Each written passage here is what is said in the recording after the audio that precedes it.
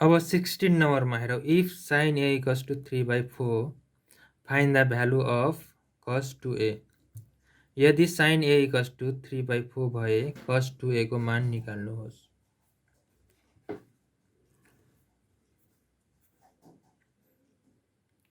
हामीलाई दिएको छ sin a equals to 3/4।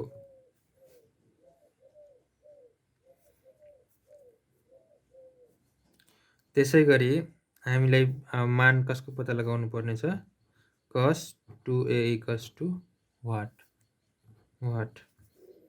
त्यसै गरी cos 2a equals to के हुन्छ त formula, 1 minus 2 sin square a हुन्छ।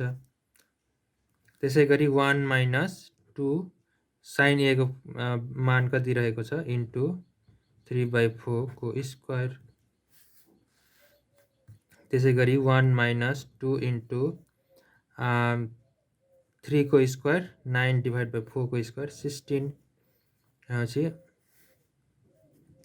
2 1 जा 2, 2 8 जा 16 भनेपछि 1 minus 9/8। अब यसमा एलसिएम 8 लिँदाखेरि 8 minus 9 गर्दा माइनस